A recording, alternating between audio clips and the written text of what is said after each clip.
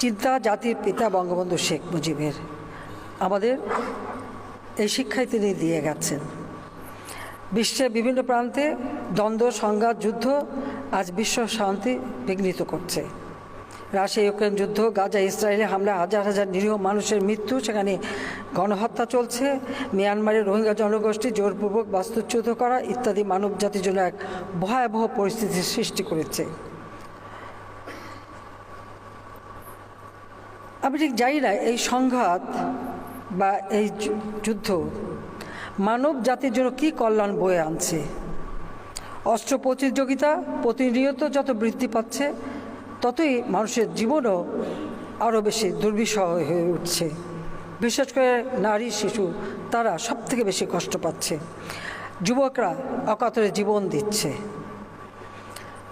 আমরা যুদ্ধ চাইলে শান্তি চাই, আলাপ আলোচনার মাধ্যমে সকল সমাধান করতে চাই। আমরা বিশ্বের এক বিশাল সংখ্যক মানুষ এখনও দরিদ্র সীমার নিচে রয়েছে। কোটি কোটি মানুষ দুবেলা খাবার পায় না, রোগের চিকিৎসা পায় না, শিশুরা শিক্ষা পায় না, শিক্ষার আলো থেকে বঞ্চিত। যারা অস্ত্র তৈরি এবং অস্ত্র প্রতিযোগিতায় এত অর্থ ব্যয় করছে, তাদের কাছে আমার আহ্বান, আমরা শান্তির কথা বলি কিন্তু সংঘাতে লিপ্ত হই কেন? এই যে অর্থ ব্যয় হচ্ছে, এই অর্থ যদি এই যে ক্ষুধার্ত মানুষের আহারের ব্যবস্থা, শিক্ষার ব্যবস্থা, চিকিৎসার ব্যবস্থা করা হতো, তাহলে এই পৃথিবীতে শান্তি প্রতিষ্ঠিত হতো, মানুষের জীবনমান উন্নত হতো, মানুষ সুন্দরভাবে বাঁচতে পারত। কিন্তু এই সংঘাত প্রতিনিয়ত মানুষকে আরও কষ্টের দিকে ঠেলে দিচ্ছে।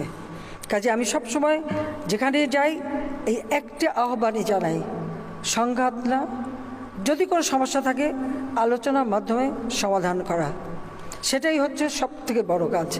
আর সেই সাথে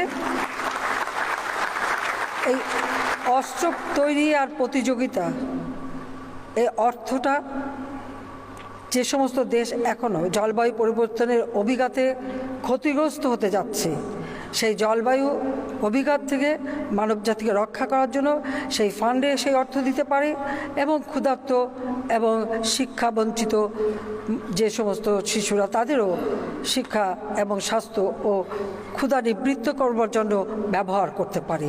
সেই আহ্বানটাই আজকে আমি সকলকে